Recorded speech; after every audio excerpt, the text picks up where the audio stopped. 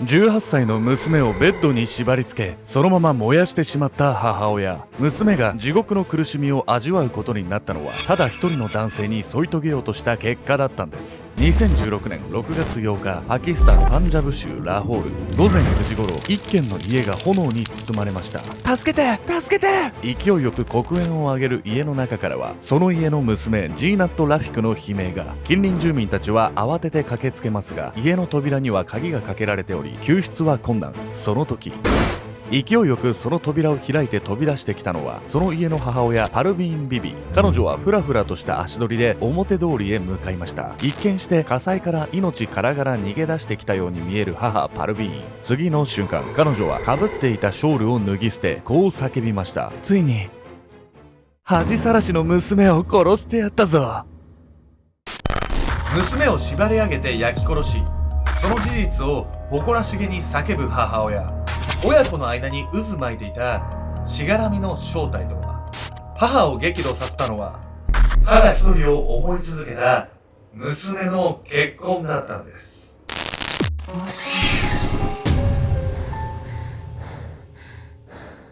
おさすけんちゃんです。やみこです。やみこさん、僕ねピラティス始めたって言ったじゃん。何回目今ね5回目ぐらい。あららら、続いてる。講師の人にいろいろこうやってもらうんですけど、なんかやってもらう。そういう意味じゃなくて、いやそういう意味で言ってないわ。プライベートの話聞かれるようになっちゃって。おうそういう時に僕全然いいんですよ。そういうの。じゃあ大前提、あなたがそういう YouTube をやってるとかってことも全く知らないのね、今の状況としては。そうだからそれをなんかなんて言おうかなみたいな。プライベートの話だとなかなかそういう流れになっちゃうわけね。そう。だからこれ見てる方の中にもね YouTube やってる方とか TikTok やってる方いると思うんですけど、なんかどうしてますみたいな。いいじゃないいいじゃない、YouTube やってますでいいじゃないの。なんでダメなのよ。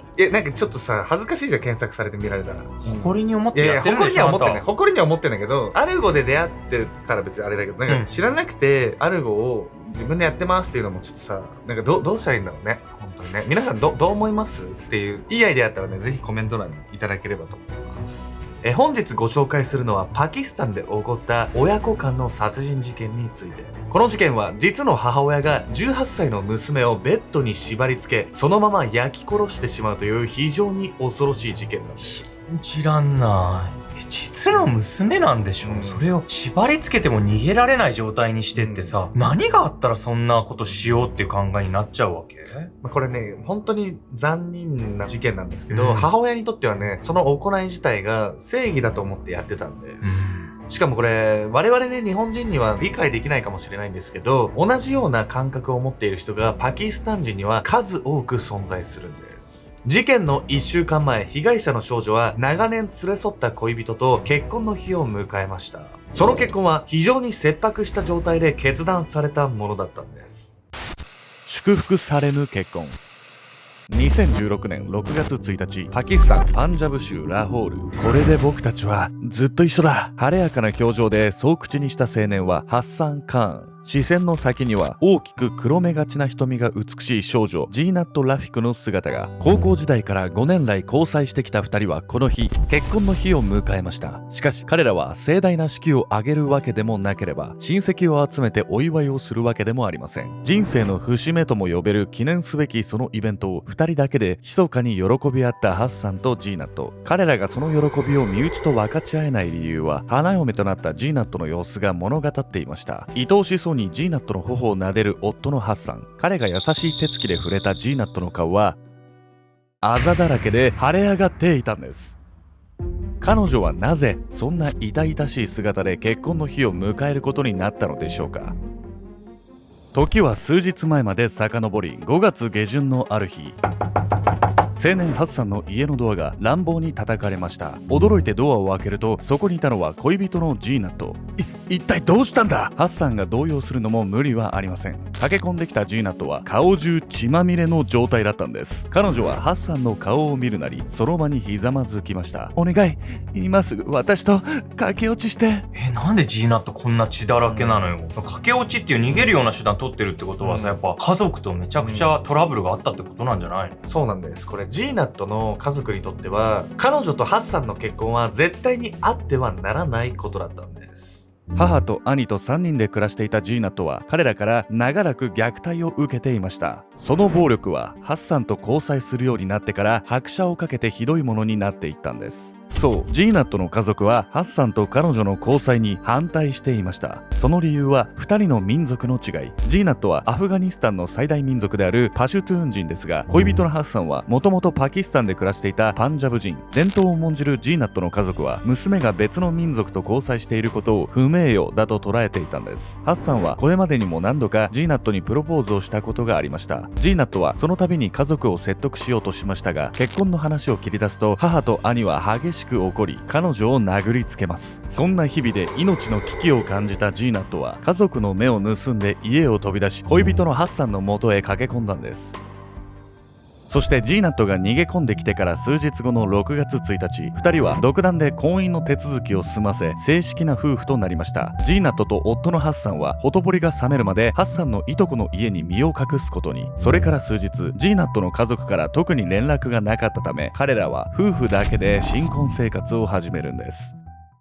ただ好きな相手と結婚したいだけなのにさ、そうやって親に暴力振るわれたりするんだったら、そりゃ駆け落ちしたくなる気持ちもね、わかるわよね。でもこんな母親だったらさ、めちゃくちゃ追いかけてきそうじゃない？大丈夫なの？案の定ね、母親はね、ジーナットをすぐに家に連れ戻そうとするんです。そして夫のハッサンはジーナットが暴力を振るわれていることを知りながらも、家族の元へジーナットを戻してしまうんです。苦渋の決断。ジーナットとハッサンが2人で暮らし始めて数日後、彼女たちの新居に突然の来客が。はい、どちら様。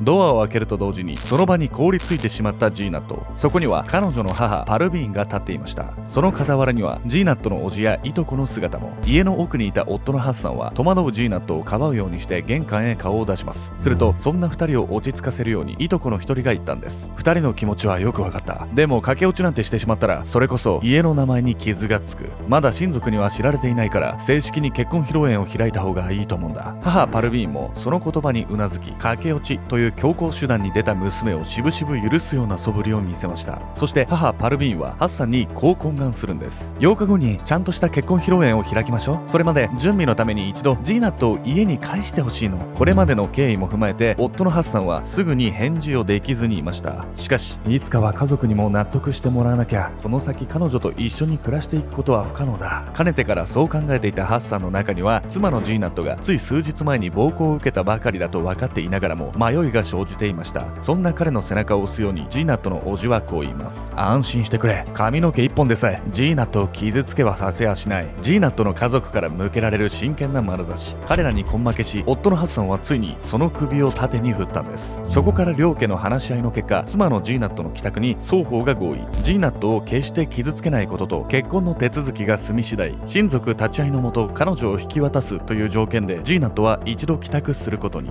や、ちょっとこれ本当に返して大丈夫なの？今までのさ、母親の言うことやること見てると、もうあんまり信用できないわよ、この母親の言うこと。これお察しの通りね、ジーナットは家に帰宅してすぐに夫のハッサンに SOS を出しているんです。ようやく家族に結婚を認めてもらえる。そんな喜ばしい出来事とは裏腹に、ジーナットは浮かない表情で言いました。もし戻ってこなかったらごめんね。夫のハッサンにそう言い残し、実家へ帰っていったジーナット。そしてそれは彼女が実家へ戻って2日後の行動。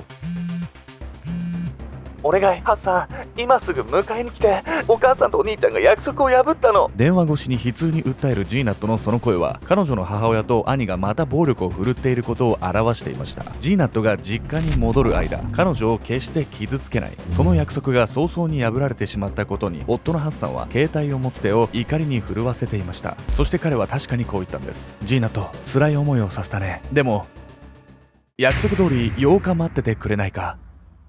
ここでジーナットを連れ戻すようなことがあれば、僕が彼女の家族との約束を破ることになる。彼女と暮らしていくために家族の承認は何としてでも得なければ。いや、もう向こうがさ、約束破って暴力振るってんだから、もう約束うんぬんかんぬんとかじゃなくって、すぐにでも救い出さないと取り返しのつかないことになるでしょ、これ。多分以前ならね、ハッサンもそうしていたと思うんです。ただ彼はその年に制定されたある法律によってジーナットを守れると踏んでいたんです。というわけで今回のメトラキーワード、パンジャブ州の女性保護法について。国連の調査によると、パキスタンのジェンダー不平等指数は188カ国中147位。パキスタンは一家の主人が家族の収入や統率を全て握る家父長制社会で、元来男性優位の傾向が強い国なんです。またパキスタンにおいて女性は例に漏れず婚姻によって実家を出るのが習わしとされていましたが、近年は都市化の進行によってその家族制度が衰退、娘を実家に縛り付け、まるで所有物のように扱い虐待を繰り返す家庭が増えているといいます。こうした社会問題の解決のため、2016年2月、パキスタンパンジャブ州では女性保護法が可決されました。この法律は地区単位で虐待の通報が可能なホットラインや、被害に遭った女性専用のシェルターの設置を規定するもの、また女性が家庭から脱出不可能な場合、救出に向かう女性保護官にはあらゆる家庭への立ち入りが許可されているんです。ハッサンとジーナットが結婚した当時は、この女性保護法が成立した直後、夫のハッサンは万が一の場合も公的機関に通報すれば妻を守れると考えていたんです。新設された法律によっていざとなればジーナットを守れると考えていた夫のハッサン。しかし暴走した母パルビーンは外からは決して救い出せない方法で娘を殺害してしまうんです。恥さらしの娘、よくも駆け落ちなんて舐めた真似してくれたね。この実家へ戻るなり、まるでハッサンとの約束などを忘れてしまったかのように、娘のジーナットに暴力を振るい始めた兄と母。ジーナットは夫のハッサンに助けを求めるも、約束の8日間は待つようにと言われてしまいました。たった数日の辛抱よ。そしたらまたハッサンが助けてくれる。そう自分に言い聞かせ、体の痛みに耐えながら涙をにじませて眠りについたジーナット。そしてそれは彼女が再び目を覚ました翌朝のこと。ジーナット、お前余計なことしてくれたね。その日の朝、母パルビーンは激しい剣幕でジーナットの部屋へ怒鳴り込んできた。鬼の形相で睨みつける母の姿にジーナットはすぐに状況を察した。ハッサンに電話したことがバレたんだわ。また隙を見て逃げ出すつもりかい。どれだけ私に恥をかかせれば気が済むんだ。ジーナットをいつも以上に執拗に殴りつける母パルビーン。いくら殴ろうとも腹の虫が収まらない彼女は、やがてジーナットの首元へ手を伸ばした。苦しい、やめて。ジーナットは必死に抵抗し、母の手を押しのけた。母パルビーンはさらに憤慨し、兄のアニースを呼びつける。おいアニース、そこのベッドにジーナットを縛り付けな。すぐに駆けつけたアニースはその家にあったベビーベッドに力ずくでジーナットを押し込めた。やめて、何するの。暴れるジーナットを押さえつけ、彼女の体を小さなそのベッドに縛り付けた兄アニース。次の瞬間、母パルビーンが浴びせかけた液体の匂いにジーナットは一気に青ざめた。そして母パルビーンは怯える娘をもう一度睨みつけ、彼女の体に火を放った。助けて助けて。ガソリンを浴びせられ火だるまにされてしまったジーナットは何度も悲鳴を上げ助けを求めました。その叫び声と立ち上る黒煙にすぐに近隣住民が駆けつけますが、玄関は鍵がかけられている状態。そして人々がどうにかジーナットを救出しようと奮闘するその中、突如内側からそのドアが開かれたんです。姿を現したのは母パルビーン。彼女はフラフラとした足取りで表通りへ出ると、自身が被っていたショールをその場に脱ぎ捨てます。そして自分の胸を強く叩き、こう叫んだんです。これでもう二度と娘に恥をかかされることはないわ。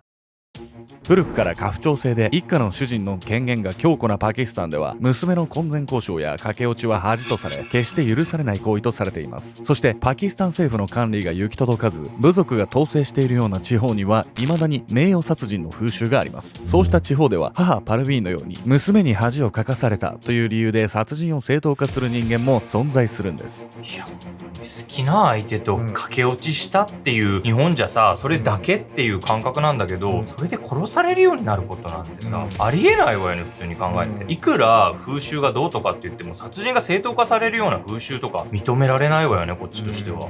何千年前からもある風習なんで、新しく法律ができて変わったとしても体に染みついてるじゃないですか、ね、そこにずっと暮らしていた人たちはね、だからそういった人たちの意識を根本からね変えるっていうのはやっぱ難しいことなんだなと痛感させられましたよね、これ。事件後、夫のハッサンはジーナットの親族から連絡を受け、すぐに彼女の家へ。彼が到着すると、そこには階段の上から投げ捨てられたジーナットの焼死体が。火災は警察と救急隊員によってすぐに消し止められましたが、愛する妻はもはや見る影もなくなってしまっていたんです。母パルビーンはその足で警察へ出頭。彼女は潔く罪を認めたものの、無残にも変わり果ててしまった娘を前にしてもなお一切後悔していないと言い放ちました。ちょっとこれは残残されたハッサンは本当に辛いんじゃない？もうジーナットが助けてっていう電話をしてきた時になんで助けに行かなかったんだろうっていう後悔に苛まれてるような気がしてならないわよ、私は。悔やんでも悔やみきれないんですけれども、これね、夫ハッサンを襲った悲劇っていうのは妻をね失ったことだけにとどまらなかったんです。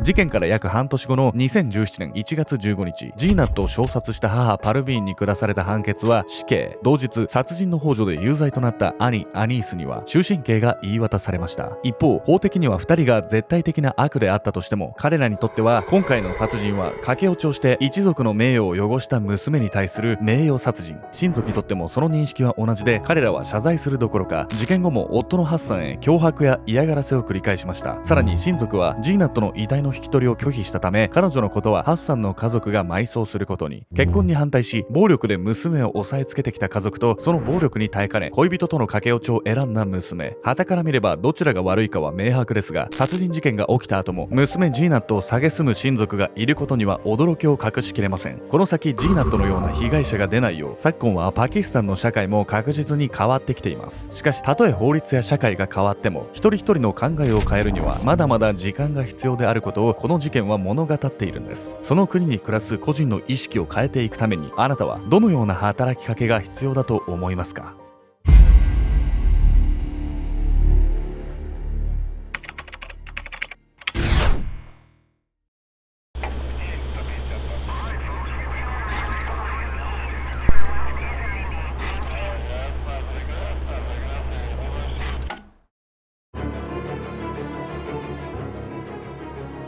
？2023年12月4日、ロサンゼルス郊外ランカスターのアパートに3名の警官が駆けつけました。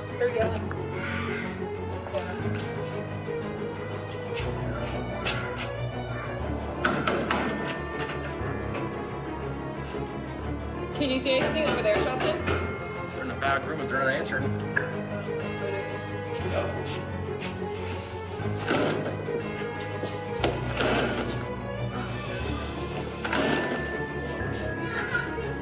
Hey, come out, come out. Yeah, I'm gonna stab him because he Hey, is my hey, hey, hey,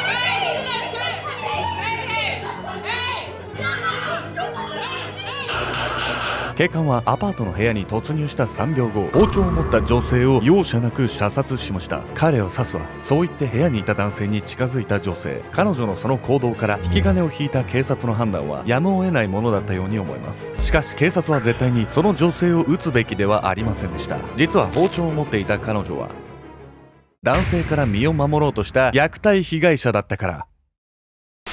包丁を持った女を有無を言わさず射殺した警察官。彼が犯してしまった最悪の勘違いとは？警察が引き金を引いた本当の理由は、組織にはびこるおごりと差別意識だったんです。